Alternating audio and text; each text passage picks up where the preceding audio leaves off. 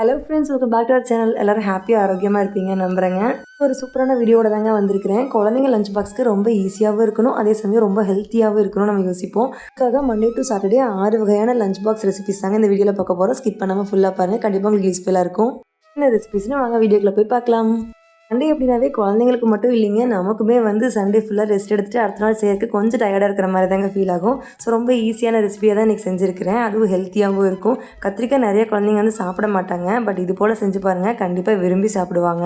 One week என்னென்ன lunch box recipe செய்யலாம் already நான் யோசிச்சு வச்சதுனால காலையில் டென்ஷன் இல்லாமல் ஆல்ரெடி ப்ரீ பிளான் பண்ணி தாங்க வச்சுருக்கேன்.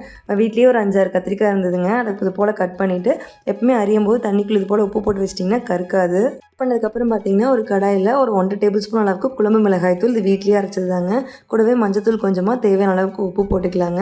இது கூட ஒரு 5-6 பல் பூண்டை இடித்து வச்சுருக்கிறேன். கூடவே கருவேப்பில் தலையும் இது கூட போட்டுக்கோங்க.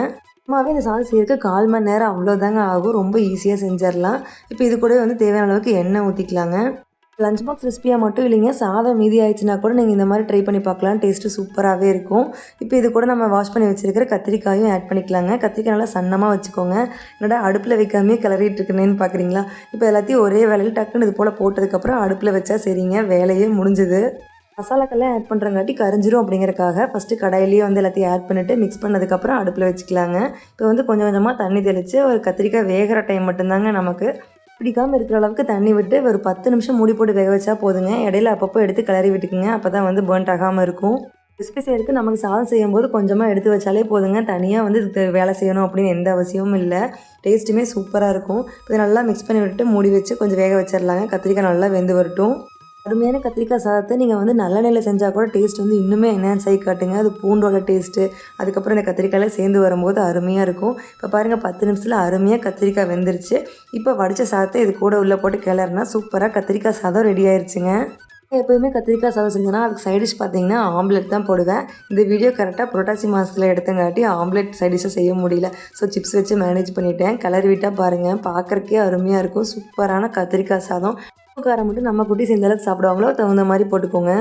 நீங்கள் மட்டும் இல்லைங்க, காலேஜ் போகிற ஸ்டூடெண்ட்ஸாக இருந்தால் கூட அவங்களுக்கு பருப்பு ரசம் தனியாக கொண்டு போகிறதுக்கு பிடிக்கிறது இல்லை. இது போல் கலந்த சாதம் கொடுக்கும்போது வெறும் தக்காளி சாதம் லெமன் சாதம் கொடுக்கறதுக்கு பதிலாக இது போல் ஃபைபர் ரிச்சாக கத்திரிக்காய் சாதம் அது மாதிரி வெவ்வேறு காய் ஆட் பண்ணும்போது ரொம்ப ஹெல்த்தியாக இருக்கும். கூடவே நீங்கள் ப்ரோட்டீன் ரிசோர்ஸ் இருக்கிற மாதிரி ஒரு ஆம்லெட்டோ அல்லது பன்னீர் ஃப்ரையோ சேர்த்து கொடுத்து விட்டுருங்க. இப்போ செஞ்சு பார்த்தீங்கன்னா கண்டிப்பாக நீங்கள் இதுக்கு ஃபேன் ஆயிடுவீங்க. இப்போ சுட சுட லஞ்ச் பாக்ஸில் பேக் பண்ணிக்கலாம். ரொம்ப சூடாக ஆட் பண்ணும்போது கொஞ்சம் ஓப்பனில் விட்டுட்டு ஆறுனதுக்கப்புறம் மூடி போட்டு வச்சுக்கோங்க. அப்போ தான் டிஃபன் பாக்ஸில் மேலே வேர்த்து நீர் கோர்க்காமல் இருக்கும். கூட ஸ்நாக்ஸ்க்கு சிப்ஸ் வச்சுட்டு கூடவே பொமக்ரானட் வச்சுருக்கேங்க. எப்பவுமே சீசனல் ஃப்ரூட்ஸ் மாற்றி மாற்றி கொடுக்கறதுக்கு ட்ரை பண்ணுங்கள். இந்த லஞ்ச் பாக்ஸ் கண்டிப்பாக உங்களுக்கு பிடிக்கும்னு நினைக்கிறேன். அடுத்த லஞ்ச் பாக்ஸ்னு வாங்க பார்க்கலாம். ஏதாவது மார்னிங் லேட்டாக எழுந்திரிச்சிட்டிங்க அப்படின்னா கண்டிப்பாக இந்த டக்குன்னு செய்கிற இந்த ரெசிபி ட்ரை பண்ணி பாருங்கள். ரொம்ப ஈஸியாகவும் இருக்கும், ஹெல்த்தியாகவும் இருக்கும். இப்போ தோசைக்கல்லில் இது போல் குட்டி குட்டி தோசையை ஊற்றிக்கிறேன். குழந்தைங்களுக்கு எப்பவுமே ப்ளெயினாக ஊற்றுறத விட இது போல் குட்டி குட்டியாக ஊற்றுனா கண்டிப்பாக அவங்க விரும்பி சாப்பிடுவாங்க. இந்த ரெசிபி செய்கிறதுக்கு எக்ஸ்ட்ராவாக நம்ம ஃப்ரீ டைமில் என்ன பண்ணணும்னா முருங்கை பொடி மட்டும் செஞ்சு வைக்கணுங்க. டிஸ்கிரிப்ஷனில் லிங்க் இருக்குங்க, கண்டிப்பாக வேணால் செக் பண்ணி பாருங்கள். உங்களுக்கு தேவையான அளவுக்கு இது போல் குட்டி குட்டியாக தோசையை சுட்டு எடுத்துக்கோங்க. வேலையே கிட்டத்தட்ட முடிஞ்சுதுன்னு சொல்லலாம். இப்போ கொஞ்சமாக ஒரு கடாயில் எண்ணெய் விட்டு வெள்ளுந்து கடலைப்பருப்பு, வெங்காயம், அதுக்கப்புறம் கருவேப்பிலை, மிளகாயெல்லாம் போட்டுக்கோங்க. ரெசிபி பார்த்தீங்கன்னா கொஞ்சம் பசிக்கிற மாதிரி இருக்குதுன்னு ஈவினிங் டைமில் நான் சும்மா ட்ரை பண்ணது தாங்க. பட் சூப்பராக இருக்கிறதுனால நான் அடிக்கடி செய்வேன். கண்டிப்பாக லஞ்ச் பாக்ஸ்க்கு ஆப்டான ரெசிபியாக இருக்கும். வெங்காயம் நல்லா வணங்கினதுக்கப்புறம் பார்த்தீங்கன்னா வீட்லேயே அரைச்சா முருங்கை பொடி இது கூட ஆட் பண்ணிக்கிறேங்க. இதுலேயே உப்பு காரம் எல்லாமே இருக்குங்க, அதனால் தகுந்த மாதிரி போட்டுக்கோங்க. அதை கலந்து விட்டதுக்கப்புறம் நம்ம சுட்டு வச்சுருக்கிற தோசையும் இது கூட போட்டுக்கலாங்க. நீங்கள் இட்லியை கூட சின்ன சின்ன பீஸாக கட் பண்ணி இது மாதிரி ட்ரை பண்ணலாம். டேஸ்ட் சூப்பராகவே இருக்கும். வெங்காயம் நிறையா போட்டுக்கிட்டிங்கன்னா ஒவ்வொரு தோசை கூட வெங்காயத்தோடு சேர்த்து கடிக்கும்போது செம்ம டேஸ்ட்டாக இருக்குங்க. உண்மையாலுமே சூப்பரான ரெசிபி, இது ஹெல்த்தியான ரெசிபின்னு சொல்லலாம். அதில் அடிக்கடி முருங்கைக்கீரை சேர்த்திக்கிறது ரொம்ப நல்லதுங்க. ஃப்ரெஷ்ஷாக சேர்த்திக்க முடியாட்டியும் இது போல் முருங்கை பொடி அது மாதிரி செஞ்சு வச்சு நம்ம சேர்த்திட்டா கூட ஹெல்த்தி தான். இது கூட லஞ்ச் பாக்ஸ்க்கு காம்போ பார்த்தீங்கன்னா ஒரு வேக வச்ச முட்டையை இது கூட ஆட் பண்ணிக்கிறேங்க. ரெசிபி பார்த்தீங்கன்னா சைட் டிஷ்ஷே தேவைப்படாதுங்க. நீங்கள் ட்ரையாக இருக்குன்னு ஃபீல் பண்ணிங்கன்னா கொஞ்சமாக தயிர் கொடுத்து விடலாங்க. இப்போ முட்டை கூட மேலே பெப்பர் தூளும் ஆட் பண்ணிவிட்டேன். கூடவே ஸ்நாக்ஸுக்கு பேரிச்சம்பழம், எப்பவுமே இது போல் ட்ரையாக பேரிச்சம்பழம் கொடுக்கும்போது வாஷ் பண்ணிவிட்டு கொடுத்து விட்டீங்க அப்படின்னா குழந்தைங்க சாப்பிடும்போது பார்த்தீங்கன்னா லைட்டாக ஊறி போய் சாஃப்டான மாதிரி இருக்கும். வீட்லேயுமே நீங்கள் கொடுக்கும்போது காலையிலேயே இது போல் வாஷ் பண்ணி வச்சுருங்க. ஈவினிங் சாப்பிடும்போது நல்லா ஊறி சாஃப்டாயிருங்க. அதே மாதிரி தூசு இருந்தாலும் போயிடும். இந்த டிப்பை கண்டிப்பாக ஃபாலோ பண்ணி பாருங்கள். இந்த லஞ்ச் பாக்ஸ் உங்களுக்கு பிடிச்சிருக்குன்னு நினைக்கிறேன். அடுத்த லஞ்ச் பாக்ஸில் வாங்க பார்க்கலாம். லஞ்ச் பாக்ஸ்க்கு வித்தியாசமாகவும் ஹெல்த்தியாகவும் செஞ்சு கொடுக்கணும்னு நினச்சிங்கன்னா மார்னிங் டைமில் எழுந்திரிச்சு யோசிச்சா கண்டிப்பாக முடியாதுங்க.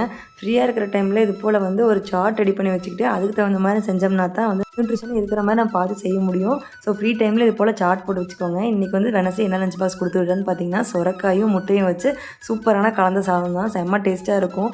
நிறைய குழந்தைங்க இப்போல்லாம் வந்து காய் சாப்பிடவே மாட்டேங்கிறாங்க. இது போல் செஞ்சு கொடுத்தீங்கன்னா இதுக்குள்ளே சொரக்காய் இருக்குது அப்படின்னு தெரியவே தெரியாதுங்க. என்னமோ தெரியல ஈஸியாக கிடைக்கிறங்காட்டியாட்டுறது சொரக்காய் வந்து யாரும் மதிக்கிறதே இல்லைங்க. அது வந்து ரொம்ப நியூட்ரிஷனான வெஜிடபிள். அடிக்கடி வந்து நம்ம ஃபுட்டில் வந்து சேர்த்திக்கலாங்க. இப்போ வந்து இது போல் துருவி வச்சதுக்கப்புறம் பார்த்திங்கன்னா ஒரு கடாயில் ஆயில் விட்டு கொஞ்சமாக கடுகு வெள்ளுந்து கடலைப்பருப்பு போட்டு இது நல்லா கலர் மாறினதுக்கப்புறம் பார்த்திங்கன்னா ஒரு பெரிய வெங்காயத்தை அரிஞ்சு வச்சுருக்கிறேங்க. அதை போட்டுக்கலாம். இப்போ பச்சை மிளகாய் வேணாலும் போட்டுக்கலாங்க. டேஸ்ட் வந்து ரொம்ப நல்லாயிருக்கும். பட் காரம் அளவாக இருந்துட்டு போகுதுன்னு அதெல்லாம் ஆட் பண்ணல. கொஞ்சமாக மசாலா ஆட் பண்ணுவோமா, அதனால் நான் வந்து மிளகாய் வந்து ஸ்கிப் பண்ணிட்டேன். இப்போ இது கூட பார்த்திங்கன்னா இஞ்சி பூண்டு தட்டி வச்சுருக்கிறேங்க. இந்த இஞ்சி பூண்டு வந்து இந்த ஃப்ளேவர் வந்து சூப்பராக இருக்கும் ஃப்ரெஷ்ஷாக தட்டி போடும்போது. ஒன்றும் அதிகமாக தட்டி போட்டுருங்க. வாயில் கடிப்படும் போது தான் அந்த ருசியை வந்து நல்லா தெரியும் நமக்கு. அதோட பச்சை வாசனை போன உடனே நம்ம துருவி வச்சுருக்கிறோம் பார்த்திங்கன்னா சொரக்காயும் இது கூட ஆட் பண்ணிக்கலாம். சொரக்காய் பொரியல்லாம் பண்ணும்போது தண்ணி ஊற்றி ரொம்ப நேரம் வேவிப்போம் பார்த்தீங்களா, அந்த அளவுக்குலாம் பண்ண வேண்டியது இல்லைங்க. ஆல்ரெடி துருவி இருக்கிறதுனால ஈஸியாக வெந்து வந்துடும். கொஞ்சமாக மட்டும் தண்ணி ஊற்றிட்டு அப்போவே அது கூட தேவையான அளவுக்கு மசாலாலாம் ஆட் பண்ணிடுறேன். கொஞ்சமாக மஞ்சத்தூள், கரம் மசாலா, கொஞ்சமாக வந்து மல்லித்தூள் ஆட் பண்ணிக்கோங்க. மல்லித்தூள் கண்டிப்பாக போடுங்க, அப்போ தான் சூப்பராக இருக்கும். கொஞ்சமாக மிளகாய் தூள் இதெல்லாம் போட்டு நல்லா மிக்ஸ் பண்ணிக்கலாங்க. தேவையான அளவுக்கு உப்பு இப்போவே ஆட் பண்ணிடுங்க. கொஞ்சமாக தண்ணி சுண்டுற அளவுக்கு மட்டும் வெந்து வரட்டுங்க. 2 நிமிஷம் வெந்தாவே போதும். சொரக்காய் வந்து சூப்பராக வெந்து வந்துடும். ஏன்னா துருவி இருக்கிறதுனால ஈஸியாக வந்துடும். ஓவர் குக் பண்ணாலும் அதில் சத்துக்கள்லாம் போயிடும். அதனால் அளவாக குக் பண்ணாவே போதுங்க. பார்த்தீங்கன்னா மசாலோட பச்சை வாசனைலாம் போயிடுச்சு. இப்போ இது கூட 1 முட்டை இல்லை 2 முட்டை நீங்கள் வந்து எவ்வளோ சாதம் கிளற போகிறீங்களோ அதுக்கு தகுந்த மாதிரி முட்டை ஆட் பண்ணிக்கலாம். நான் இன்றைக்கி எடுக்கிற சாதத்துக்கு வந்து 1 முட்டையே அளவாக இருக்குங்க. எப்போ இது போல் காய்கறி முட்டையெல்லாம் போட்டு நீங்கள் சாப்பாடு கிளறினாலும் காய்கறியும் அதுக்கு ஈக்குவலான அளவுக்கு சாப்பாடு. ஏன்னா அதிகமாக சாப்பாடு வச்சுக்கிட்டு காய்கறி இத்தினோடு வச்சாலும் எந்த யூஸும் இல்லைங்க. நான் வந்து இன்றைக்கி இந்த அளவுக்கு இருக்குதுன்னா இது கூட ஒரு 2 கை அளவுக்கு மட்டும்தான் சாப்பாடு போடுவேன். நீங்கள் பார்த்தாலே உங்களுக்கு தெரியும். ஸோ அதிக அளவில் காய்கறிகள் வந்து உடம்புக்குள்ளே போகும். அதுக்காக தாங்க.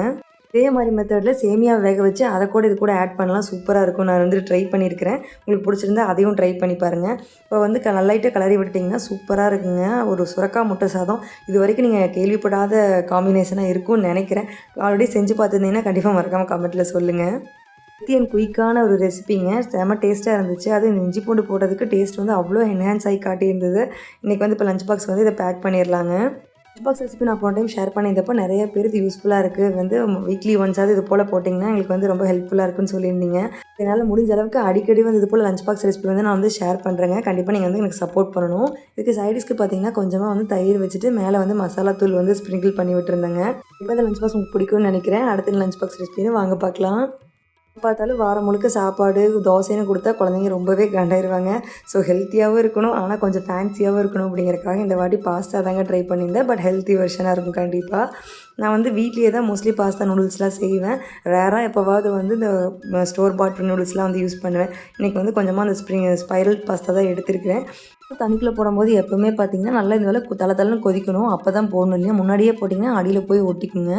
இப்போ வந்து இது நல்லா ஒரு ஓரமாக கொதிக்கட்டும். அதுக்குள்ளே ஒரு சாஸ் ரெடி பண்ணிடலாம். அதுக்கு வந்து ஒரு மிக்சர் ஜாரில் ஒரு 1/4 அளவுக்கு பீட்ரூட் எடுத்துருக்குறேங்க. கூடவே 2 பல் பூண்டு. இது கூட வந்து வீட்டிலேயே செஞ்ச பன்னீர் வந்து கொஞ்சமாக இருந்தால் போதுங்க. நான் எப்பவுமே இது போல் பன்னீர் செய்யும்போது சைடில் எட்ஜஸ் மட்டும் கட் பண்ணிவிட்டு சாஸ்லாம் செய்கிறக்கு இல்லை மயனீஸ் செய்கிறக்குலாம் நான் யூஸ் பண்ணிக்குவேன். ஏன்னா பாக்ஸ் ஷேப்பில் இருந்ததுன்னா அது ஃப்ரை பண்ணுறதுக்கு யூஸ் பண்ணிக்கலாம். அதுக்காக இந்த எக்ஸ்ட்ராஸை வந்து இது போல் சாஸுக்கு மயனீஸ்க்குலாம் யூஸ் பண்ணிக்குவேன். எவ்வளோ சாஃப்டாக இருக்குது பாருங்கள் வீட்டில் செஞ்சங்காட்டி. இப்போ இதுக்கு வந்து தண்ணி ஊற்றாமல் பால் ஊற்றுனீங்க இன்னுமே வந்து ரிச்சாக இருக்கும். பால் ஊற்றிட்டு நல்லா நைஸாக அரைச்சி எடுத்துகிட்டு வந்துக்கலாங்க. இப்போ வந்து சாஸ் ரெடி ஆயிடுச்சு. சாஸ் செய்கிற கேப்பில் பார்த்தீங்கன்னா பாஸ்தாவுமே சூப்பராக வெந்து வந்துருச்சு. வீக்லி ஒன்ஸாவது போல் ஃபேன்சி ஃபுட்ஸும் கொடுத்து விட்டிங்கன்னா குழந்தைங்க வந்து கொஞ்சம் ரொம்ப ஈகராக டிஃபன் பாக்ஸை எப்படா ஓப்பன் பண்ணுவோம் சாப்பிடுவோம் அப்படின்னு எதிர்பார்க்குற மாதிரி இருப்பாங்க. சைடில் பார்த்திங்கன்னா ஒரு பேனில் ஆயில் விட்டு ஒரு 4-5 பல் பூண்டை குட்டி குட்டியாக சாப் பண்ணி வச்சுருக்கிறேங்க. அதையும் போட்டு ஃப்ரை பண்ணிக்கலாம். ரொம்ப ஃப்ரை பண்ண வேண்டியதில்லை. லைட்டாக ஃப்ரை பண்ண உடனே நம்ம அரைச்சி வச்சுருக்கிற சாஸ் இது கூட ஆட் பண்ணிக்கலாங்க. இது கூட நீங்கள் கொஞ்சமாக கோதுமாவை ஆட் பண்ணிங்க இல்லை கார்ன்ஃப்ளவர் ஆட் பண்ணிங்கன்னா நல்லா வந்து திக்கான சாஸாக கிடைக்கும். எனக்கு எதுவுமே செய்யலைங்க. ஜஸ்ட் ப்ளைனாக இந்த சாஸோட அப்படியே விட்டது. கொஞ்சம் கொதிச்சதுன்னா பச்சை வாசனையெல்லாம் போயிடும். இது கூட வந்து உப்பு, கொஞ்சமாக வந்து சில்லி ஃப்ளேக்ஸ். ஏன்னா காரத்துக்கு வந்து நம்ம வேறு எதுவுமே ஆட் பண்ணல. சில்லி ஃப்ளேக்ஸ் ஆட் பண்ணும்போது சூப்பராக இருக்கும். கூடவே வந்து வீட்லேயே செஞ்ச அரிகானோ ஆட் பண்ணிக்கலாங்க. சாஸ் கொதிக்கிற கேப்பில் பார்த்தீங்கன்னா பாஸ்தாவுமே சூப்பராக வெந்து வந்துருச்சு. இந்த சாஸை வந்து ரொம்ப நேரம் பாயில் பண்ணணும்னு அவசியம் இல்லைங்க. லைட்டாக ஒரு கொதி வந்தால் போதும். இது கூட அந்த பாஸ்தாவை வந்து வடிச்சிட்டு ஆட் பண்ணிக்கலாம். பாஸ்தா வேக வைக்கும்போது பார்த்தீங்கன்னா ரொம்ப பாயிலாகி பொங்கி வந்துடுதுன்னு கேட்பீங்க. கொஞ்சமாக ஆயில் விட்டிங்கன்னா அவ்வளோக்கா பொங்காதுங்க. தண்ணியெல்லாம் நல்லா வடிச்சிட்டு இப்போ இந்த சாஸ் கூட ஆட் பண்ணிக்கலாம். நல்லா மிக்ஸ் பண்ணிட்டு சூப்பரான பிங்க் சாஸ் பாஸ்தா ரெடி ஆயிருங்க. இதில் வந்து பீட்ரூட்டில் ஆட் பண்ணியிருக்கிறங்காட்டி ரொம்ப ஹெல்த்தியாகவும் இருக்கும். குழந்தைங்களுக்கு வந்து கலர்ஃபுல்லாக இருக்குங்காட்டி விரும்பி சாப்பிடுவாங்க. இப்போ இது கூட வந்து சீஸ் வந்து ஆப்ஷனல் தான். பட் அது போட்டால் தான் வந்து டேஸ்ட்டு சூப்பராக இருக்கும். குழந்தைங்களுக்குமே ரொம்ப பிடிக்கும்.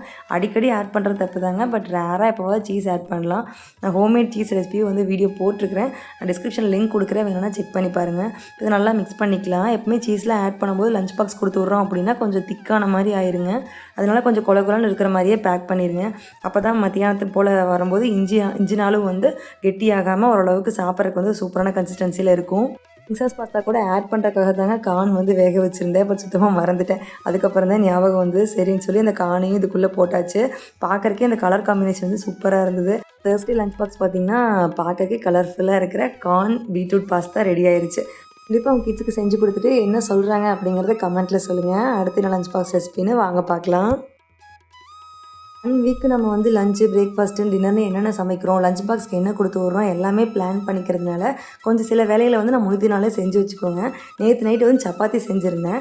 நாளைக்கு இது தான் செய்ய போகிறோம் அப்படின்னு தெரியறங்காட்டி கொஞ்சமாக சப்பாத்தி மாவு எடுத்து பேக் பண்ணி வச்சுருந்தேன். நல்லா ஆயில் அப்ளை பண்ணிவிட்டு இது போல் ஏர் டைட்டாக போட்டு க்ளோஸ் பண்ணி வச்சிட்டிங்க அப்படின்னா கொஞ்சம் கூட ஆடாமல் சாஃப்டாக இருக்குங்க. நல்லா சப்பாத்தி மாவு பிசையும் போது கூட வந்து ஒரு 2 டேபிள் ஸ்பூன் அளவுக்கு ப்ளெயினான முருங்கைப்பொடி ஆட் பண்ணியிருக்கிறேங்க. அதனால தான் க்ரீன் கலரில் இருக்குது. ரெசிபி ஆல்ரெடி ஒரு வீடியோவில் வந்து நான் ஆட் பண்ணியிருப்பேன். ஸோ லஞ்ச் பாக்ஸ் ரெசிபியை போடும்போது உங்களுக்கு யூஸ்ஃபுல்லாக இருக்கும் அப்படிங்கிறக்காக தான் எகைன் வந்து இதில் ஷேர் பண்ணியிருக்கிறேன். இப்போ சப்பாத்தி ஆஸ் யூஷுவல் எப்பவும் போல சுட்டு எடுத்துங்க. பாருங்கள் எந்த அளவுக்கு சாஃப்ட்டாக வருதுன்னு. நிறைய பேர் ஃப்ரிட்ஜில் ஸ்டோர் பண்ணால் ஹார்ட் ஆயிரும்னு நினச்சிக்குவீங்க. அப்படிலாம் இல்லைங்க. வைக்கும்போது மேலே ஆயில் அப்ளை பண்ணி மூடி வச்சிட்டிங்க அப்படின்னா சாஃப்டாகவே தாங்க இருக்கும் சப்பாத்தி சுடும்போது. இப்போ ஒரு 3 சப்பாத்தி இன்றைக்கி எடுத்துருக்கிறேங்க. அது இது மாதிரி ரோல் பண்ணிவிட்டு குடி குடி பீஸாக இதை போல் கட் பண்ணிடுங்க. இன்றைக்கி வந்து சப்பாத்தி வச்சு சப்பாத்தி நூடுல்ஸ் தாங்க செய்ய போகிறேன்.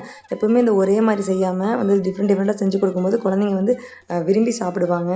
இதுவுமே வந்து ரொம்ப சிம்பிளுங்க. இப்போ ஒரு கடாயில் ஆயில் விட்டு வெள்ளுளுந்து, கடலைப்பருப்பு, வெங்காயம், மிளகா, அதுக்கப்புறம் கருவேப்பிலாம் போட்டு நல்லா வதங்க விட்டுறலாங்க. இது பச்சை மிளகா போடும்போது டேஸ்ட் வந்து சூப்பராக இருக்கும்.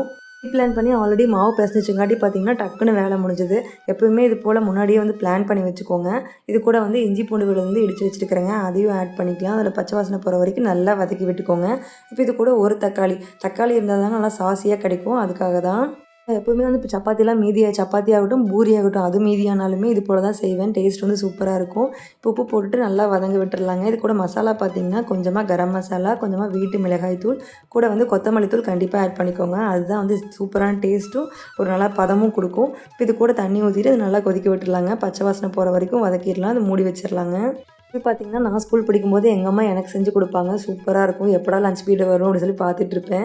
ஓப்பன் பண்ணோம்னா ஒரே நிமிஷத்தில் லஞ்ச் வந்து காலியாயிரும். இப்போ பாருங்கள், இப்போ நல்லா கொதிச்சு வந்துருச்சு. இந்த அளவுக்கு தண்ணி இருக்கும்போதே அந்த சப்பாத்தி நூடுல்ஸை ஆட் பண்ணிடுங்க. நான் எல்லாமே அப்சர்வ் பண்ணிவிட்டு ஆஃப்டர்நூன் வந்து ட்ரை ஆன மாதிரி ஆயிரும். ஸோ இந்த அளவுக்கு தண்ணியாக இருக்கும்போது மிக்ஸ் பண்ணிங்க அப்படின்னா தான் மத்தியானம் சாப்பிட்றதுக்கு வந்து நல்லா கரெக்டான பதத்தில் இருக்கும். இப்போ நல்லா மிக்ஸ் பண்ணால் பாருங்கள் எந்த அளவுக்கு அப்சர்வ் ஆயிடுச்சுன்னு. சூப்பர் டேஸ்டியான சப்பாத்தி நூடுல்ஸ் வந்து ரெடி ஆயிடுச்சு. ஸ்நாக்ஸுக்கு பார்த்திங்கன்னா நானே கரெக்டாக வந்து சக்கரவள்ளி கிழங்கு வாங்கிட்டு வந்திருந்தாங்க.